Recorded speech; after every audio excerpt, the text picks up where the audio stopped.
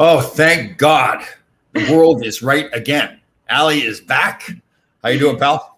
I'm doing great, Tom. How are you? Hey, Sam put me on a workout. Before you get to ask me about how the pull-ups are going, my older son, Sam, put me on a workout yesterday. I actually feel sore, so I'm happy to be able to report into you that I'm sore on Tuesday. Nice. I like that. That's a good job. That's a good sign when you're sore. Yes. He's putting you on a good worker. You're working some new muscles. Flies and overhead. Oh. So, nice. and he tried to give me a little bit too heavy weight, and I was doing poor quality, so we went down lower in weight and did better quality. Definitely. That's a good point. And if you have to, you can just do more volume, right? Do more reps if you feel like you're just not getting enough. He was doing five reps, and I went to 10 or 12 because my weight was a little bit lower. But you know what happened to me last night? So it's one of these incline benches, like portable incline benches that you can move around in your house. I walked into the bedroom and it was dark. And I saw this like dark hulking form that was the incline bench. And I didn't remember that it had been moved into the middle of the room. And I just scared myself to death. I thought it was someone crouching dressed in black on the floor. And I was like, oh, that's funny. That's funny. That's good. That's good. Incline bench. The bench is probably scared of you. The bench probably said, here she comes. There's that muscle lady right there. Yeah. We had left barbells all over the floor, and I remembered to move those. I'm like, that'll get me tonight. That for sure will wreck me tonight. I forgot the bench. That's funny. Well, all right. Just so everybody's sure, if they have not met Allie before, this is Allie Krug, Allison Cruz. Met her through a good friend, Bob Pizzini, who's I've had on the show before. He former Navy, whatever. I think he won the Special Operations. Yes. EOD, Explosive Ordnance Disposal. Right. Yes. You go into his office there with the iFly, and he's got a cool picture of him with the beard going, everything. He's got all the equipment on that. Oh man, it's a cool picture. So impressive. And Allie's husband also serves our country. Thank you very much for his service. He's been in the Navy over 20 years. Deals with the nuclear. All the nuclear equipment on the ships and everything. So, and she's got two fantastic sons who are good hockey players. Allie has a company called ABC Medical Writing. How about that? That's like 3 or 4 weeks in a row that I've remembered that. Very proud of myself. Very good. She's a fantastic mother. Does a lot in the hockey community down there in Virginia Beach. So she's a great person all around. And I guess a friend of mine. Yeah, a friend of mine. Thank you. Good friends, and happy to make good new friends through the pandemic. And so it's a good chance for me to give a shout out to you and to all the Grasshoppers who are asking great questions, and also to the people I've met through various channels, even Twitter. I know people talk about Twitter being toxic, but I have made the most incredible friends across the country through reaching out and saying, hey, I'm curious about this, or what do you think about this? And we're collaborating on different things. And the citizen science that's going on in this country is just incredible.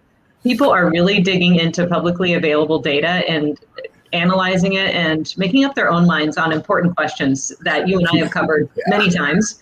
We cover a wide range of things. But that's fantastic. I love hearing that. Yeah. You don't have talked about that subject before. No disrespect to the news outlets. They've got their job to do, and they do things their way. I don't think they mean to harm anybody, but forming your own opinion, and you've really taught me that a lot too during the pandemic here about all the research you can do to form your own opinion, not just listen to what everybody else says. So that's good. It's so true. It's so true. Public data is out there. Oftentimes right now when there's hearings and things, because they've been remote, they're actually being filmed and the slide decks are available. So I think we have access to more information than perhaps we might have before. Yeah, definitely. Good deal. All right. So are you watching the Stanley Cup Finals? We are. Sadly, you saw what happened with the Islanders, right? Yeah, I know. Yeah. My husband actually went up for Game 6. Oh, really? He was actually there in person with his family for Game 6. Incredible game. Just is that right? Amazing. Well, I would have gone out to the island there if he was here to meet him, but that's good. That's cool. Well, I told you, see my shirt, stealthy? He's very stealthy. Is he stealthy? Yeah. I told you he's a little bit stealthy. But so incredible game. That big rebound from Game 5, which was really challenging for them, I think, from a morale standpoint and some injuries and things. So. But I think you would say that any good team can rebound. Any good team can come back, right? Well, what they've really built there is a culture, right? And even though they lost to Tampa, I mean, the culture that they now continue to build really helps. So now these new young kids come into that culture and they learn how to win. They learn how to handle themselves properly too. So that's interesting that you talk about culture. That's so important. Bob is working on culture in business. Bob Pizzini is working on business culture. I think that our society and our response to the pandemic is looking inwards a little bit, maybe at our own culture. Yeah. Each of us personally needs to think about how we're living our lives and are we taking good care of ourselves. Oh, Internal culture. And how we're mindset. treating other people. Yeah, we treat other people. Now, I do have to back up a little bit here. You do have to remember, Allie, that this is largely a Ranger community. So I need to be careful when we talk about the Islanders. They're not very well liked by Rangers. That's okay. I understand. Okay. I understand. Yes. Is it? Yes, that's true. Loyal to you, Tom. Ranger community. Yes. Well, my husband. So in fairness, my husband was raised on Long Island, and during the era with the 4 Stanley Cups. Right. So he really can't help it. He probably cheered against me then while we were getting beat all the time by the Islanders. Yeah. Thanks a lot. What's your husband's first name? Dave. Dave. That's right. Dave. Yeah.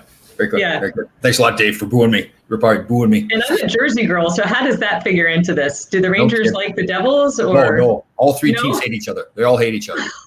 Rangers, Islanders, Devils, Flyers. You put Washington somewhat in that category back from the old days, but yeah. Well, it'll get interesting when you come down to visit, then, won't it? That's right. That's right. Yes. Yeah. So, how do you feel about the Predators? Well, one of the men I respect the most in hockey, David Poile, runs that team. He's the general manager. And actually, I had an old teammate of mine, Paul Fenton, used to be the assistant general manager down there until he got the job in Minnesota and then moved on. So I love what they've done in their careers. And it's just right now, the Predators, it's a fantastic building to go to. The city's fun to go to and everything. Yeah. The Predators are kind of lost a little bit right now. I'm kind of critical of 2 players they have on their team, this Johansson and it's awful. I can't remember his name.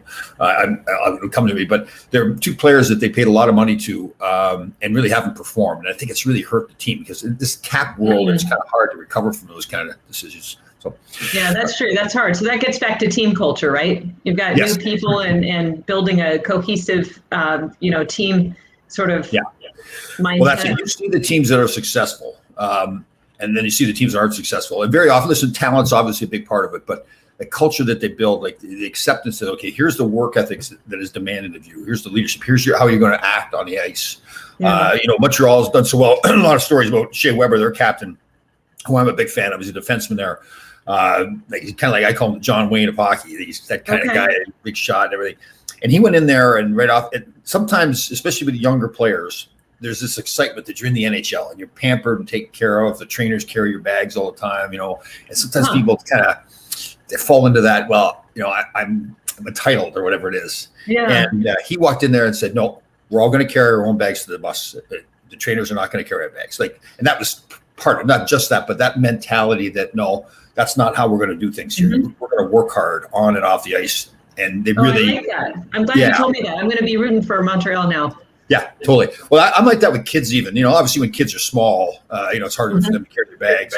But I'm not a big fan of the rollers on the bags or anything. I think I'm not either. I'm not either. I have to say I'm not. We ended up having to get rollers on the bags in Japan because of the long walk through the train stations and on and off the trains. And carrying a bag like that, you just whack people in the head. Whereas if it's down behind you, like everyone else pulling their briefcases and things, it's more courteous. But yeah, I'm a huge one for no internal frames and normal traditional hockey bag because you can pack more of those in a car. Yeah. The internal frames make it really hard to pack.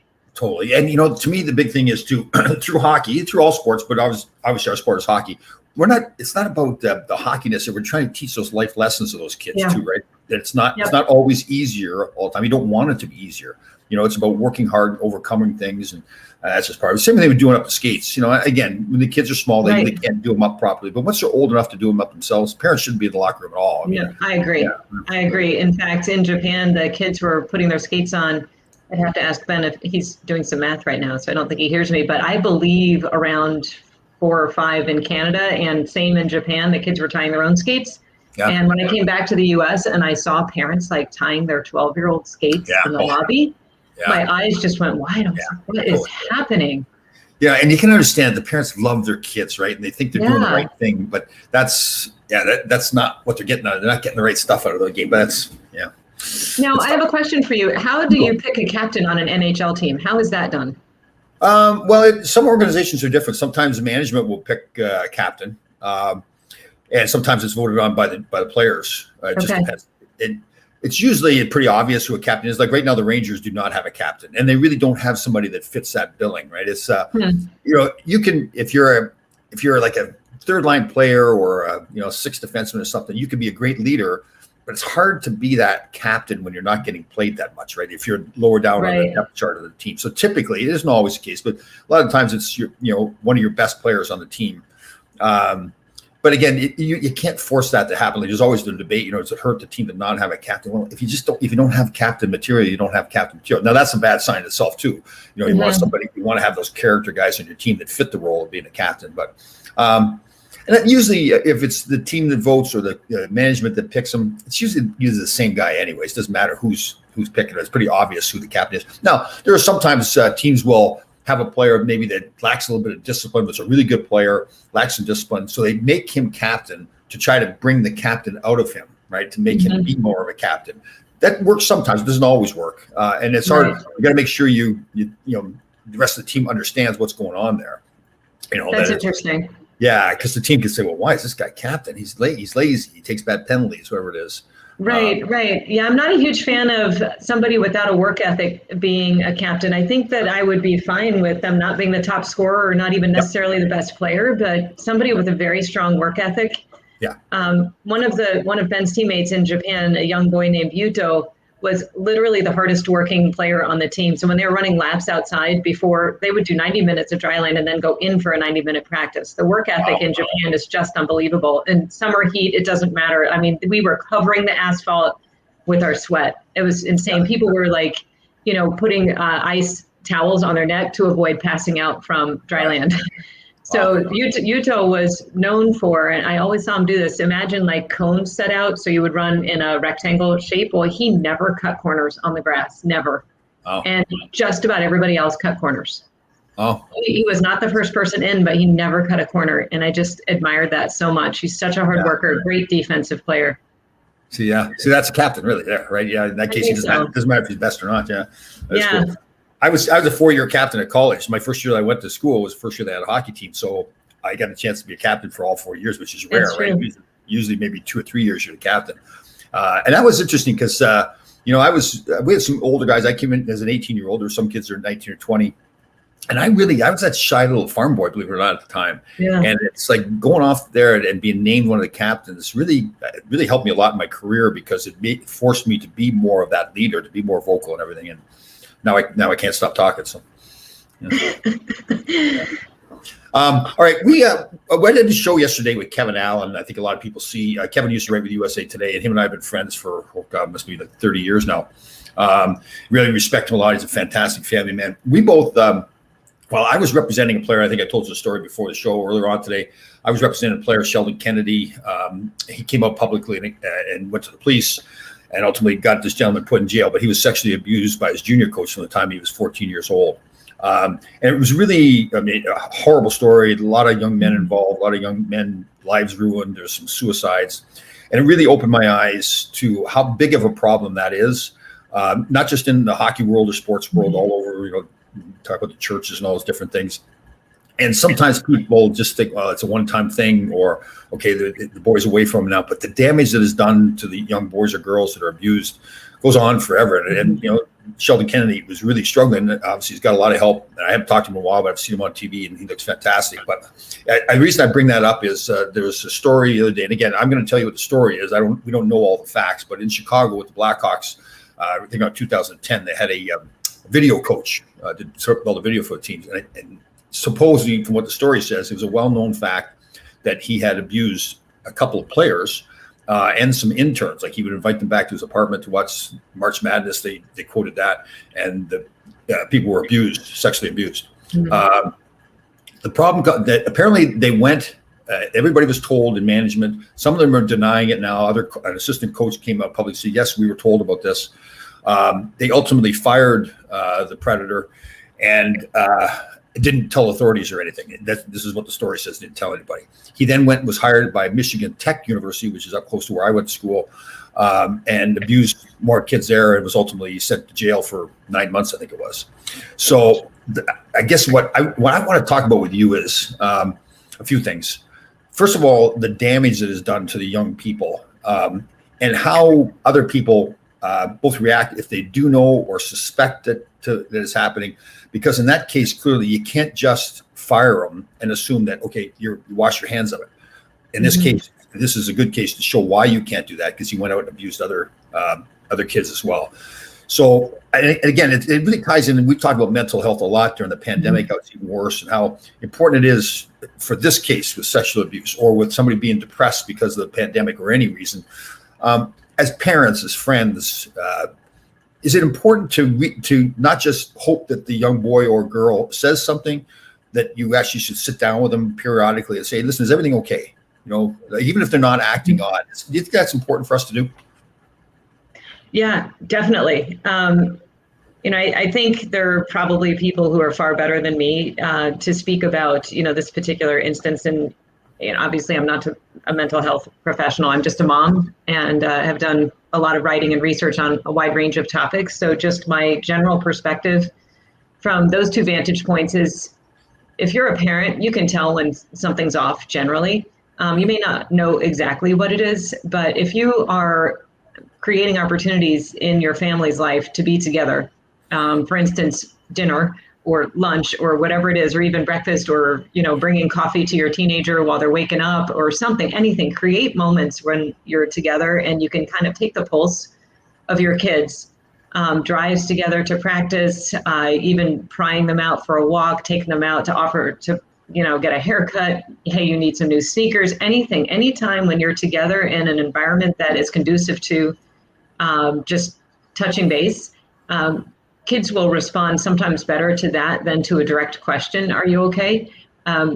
When you're together in a car and you're not making eye contact, sometimes it's a little easier to talk, or if you're walking together or going for a jog together or spotting on the bench or anything, just say, how are you doing? Or, tell me what's new, or did you hear about this?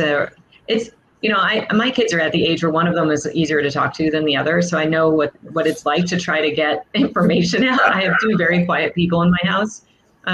But obviously, if you know your child, you've known your child for, 15, 16, years, whatever it is, sometimes a look in the eye, you can just be like, either the sleep is off, the diet's off, or something's troubling them. Just looking in the eyes, you can often tell a lot.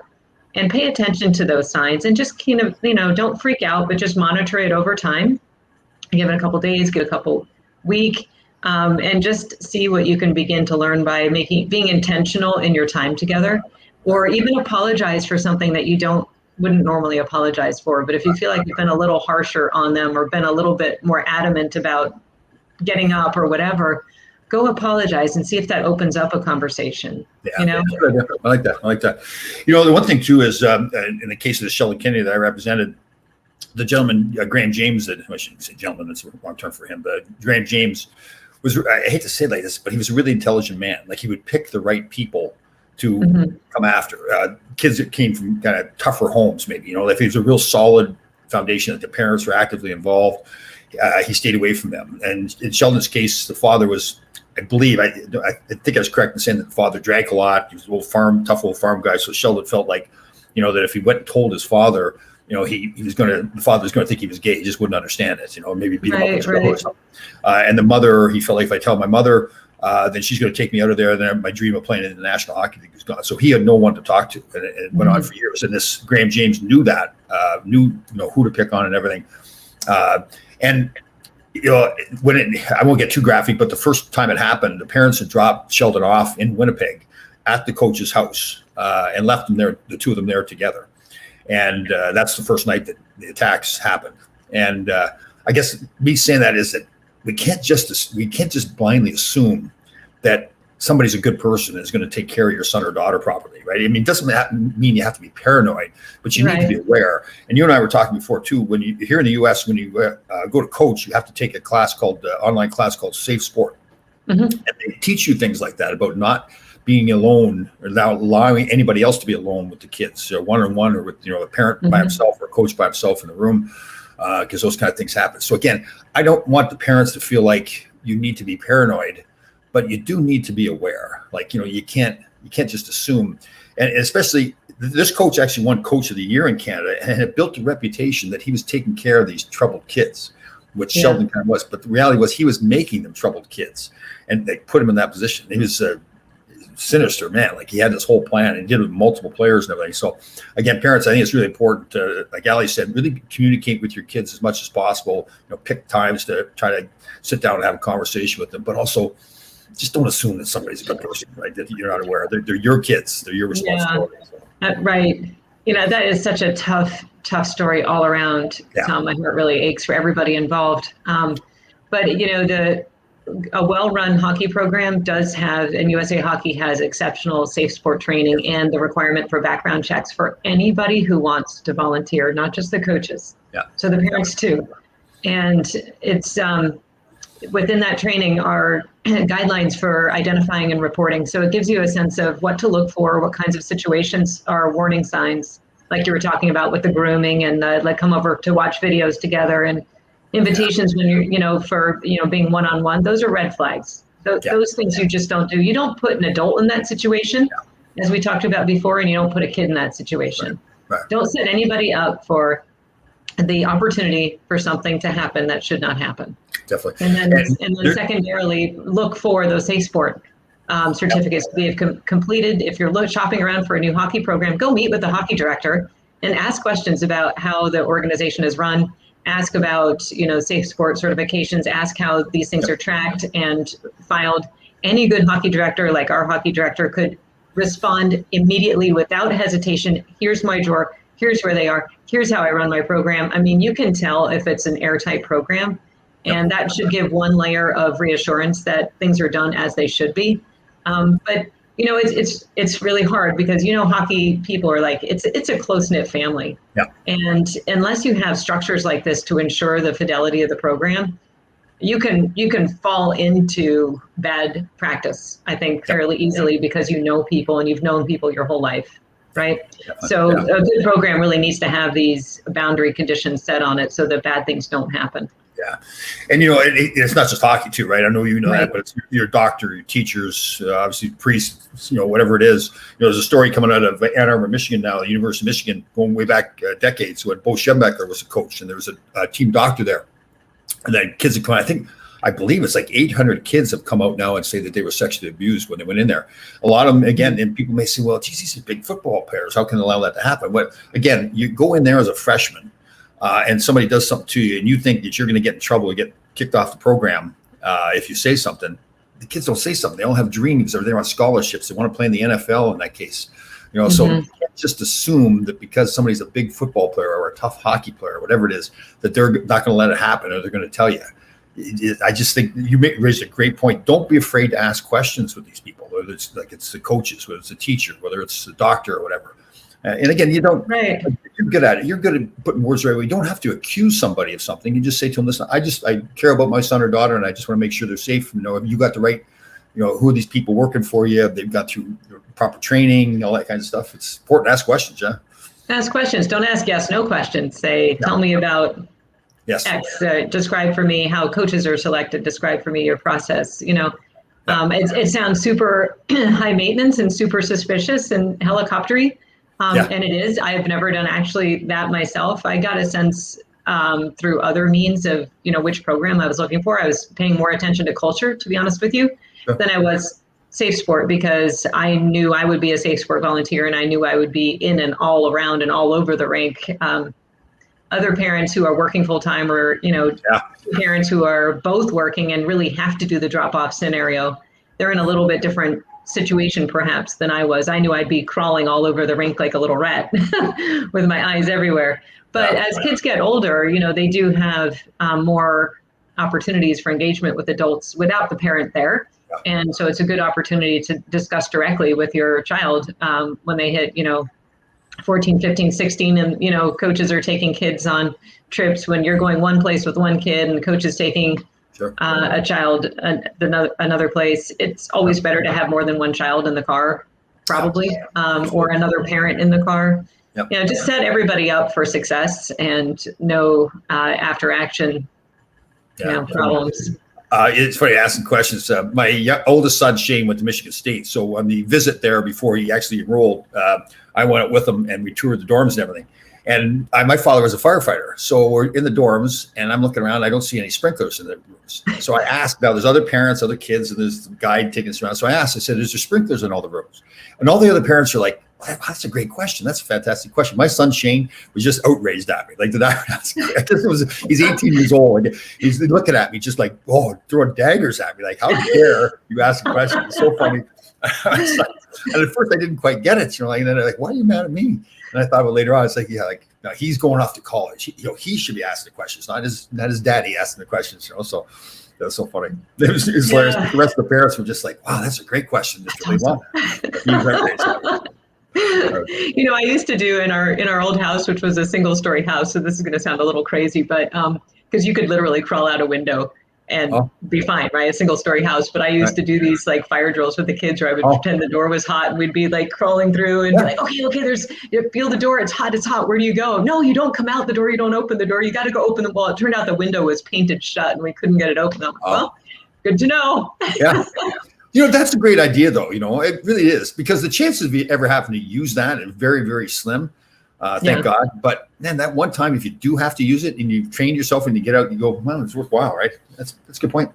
Yeah, I wonder if there's like a prime time in a child's age where that actually sits on their mind. Like I did that with my kids when they were around 5 and 8, and that's a very, very impressionable age, and it probably sticks on their minds a little bit more than if I were to try to do that now. Yeah.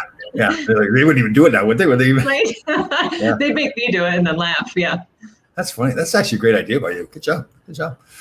All right. So we touched on the fact that you were working out, though, but where are we at in our pull-up situation? Well, Tom, I turned 50 last week. And it might be one of those things where, we just got to call the ball at some point. Okay. Allie's probably not going to do a lot of pull-ups at any, I don't know. We'll have to see. We got to change the equation here somehow. Are we still working on them? Yes. Okay. We still haven't quit. Okay. That's good. Yeah. That happens sometimes. You kind of flatline. Every time you're working out, you flatline a little bit. So that's all right. So maybe what you want to do is like go, if you can get a max of 4, do your 4, and then do some assisted pull-ups. Like have somebody push your ankles up or whatever. Or get some band. Right? That's true. So do you actually have you seen a woman do 5 honest to goodness pull-ups at my age ever? First of all, don't use excuses like woman or don't use excuses like my age. There are no excuses. You can do as much as anybody else. There's a woman, I keep forgetting her name. She's in her 80s, this a beautiful black woman who's in fantastic shape. And I think she didn't start working out till like she was like 50 years old. I think her sister passed away and she made a promise to her sister that she was going to get into fitness. And she's a role model for many women. Because she does not care how old she is. She's just in fantastic shape. See, that's a myth out there. I do that with push-ups. Okay. Push-ups are like that's a myth out there for me. There's no excuse. Like I never say I'm pretty good for my age. Like I just think that's an excuse that people use to get lazy. Not you. I'm not pointing the finger at you, but I think in general. It may well be. No, that would not be allowed. I stand corrected. I will no longer discuss my age as an opportunity for getting lower standards. Exactly. Okay. Exactly. I promise. I pledge. None of us should. It's just not true. I think do you have to maybe work out smarter and a little bit harder as you get older? That's true. Right. There's no reason to. So I got a call. This is important with regard to, just health and age and all of that stuff. I got a call from somebody very close to me and my family just before we went live. And he was saying, that he had some chest pain. It radiated into his jaw, down into his left arm. His hands felt tingly, and that happened while he was moving some boxes and doing some things, running up and down stairs. And it went away kind of over the next 24 to 48 hours. But what was going on, and should he go into a cardiologist and things? So I happened to be studying the question of myocarditis after the mRNA vaccines. And that link that is now suspected to be a real link between vaccination and heart inflammation. So I've been studying that, and it was very odd that I got this call right before we went on describing the exact symptoms that I've been studying for 10 days. So if any of your listeners are feeling that sort of set of symptoms, which is, it should be noticeable. It's not terribly mild. Like crushing pain behind the sternum, mostly on the left side, sometimes shooting up into the jaw, sometimes it goes into the left shoulder, left arm. Your heart's over here, kind of on the leftish side. You should go get that checked out, go into the ER, or into an urgent care, and they should probably draw a sample of blood to check your cardiac enzymes, and then they can look at those over a space of a couple hours and look at the change in the enzymes, because that tells you how much heart injury there is, and they'll put it on a little logarithmic scale and figure out if you're heading towards a heart attack or not. So those are early warning signs to keep an eye on. And so I'm just throwing it out there because of this phone call out of the blue. Interesting. Oh, so you're just saving the world, Allie? No, women often kind of disregard those things. You're like, you expect a heart attack to just lay you out on the floor. Right. And it doesn't actually do that necessarily all the time. I mean, on TV, we have this idea that, and again, remember, I'm not a doctor, but in my mind, heart attack on it sounds like it's you're boom, you're down, like you've passed out. Right. It's obvious that something catastrophic has happened to your heart, but there are some early warning signs that we don't often recognize are really important to pay attention to and go get care, because there's a lot that can be done. And in this particular case, it sounds like to me there's some ongoing infection in the mouth. And oral health actually has a lot to do with your overall systemic health. And sometimes bacteria from the mouth can actually they travel through the blood vessels. Obviously, we're all connected, and they can take up residence in the heart and can cause heart inflammation as well. So that was where we ended the call, is head back to the dentist, double check on that infection that seems to not be resolving, see if that's potentially tied to your myocarditis symptoms, and, get that checked out and figured out. Out. Were you trying to be Canadian there? Out. Yes. Take care of your teeth. Take care of your teeth, because that's a really important thing. Yeah. Even if you had to buy them, you had to buy these teeth. Yeah. Do you still have to brush those, Tom? Yes, I do. I'm just kidding. I know. It's funny. I went, on Survivor, I went for 3 weeks without brushing my teeth, because there's no brushing your teeth out there. Oh. Yeah, you know what I did when I was camping with my kids is bring gum that has sorbitol in it, or was it xylitol? I forget. But those two things, if it increases the salivary action in your mouth and can knock back the bacteria even without toothbrush. So I just brought gum. Oh, that was nasty. You don't think of that kind of stuff. You can't brush your teeth for all that time. Like you're getting like that. You're getting bamboo and scraping off your teeth. Yeah. Yeah, or a little sand maybe. Never thought of that. Although we did eat. That's how I clean my frying pan when I'm out camping. I use a little sand. Yes, that's a good idea, because they tell you your cast iron skillet to clean it with salt, so it's the same process, right? Yeah. Yeah. Good thinking. All right, Miss Allison Krug, again from abcmedicalwriting.com. Again, we love her husband. Although he's an Islander fan, he's serving our country, so we got to love him for that. We let him go with the Islander stuff. But two great kids. Too great to see you again, Allie. We will see you next week. See everybody. Great to see you too.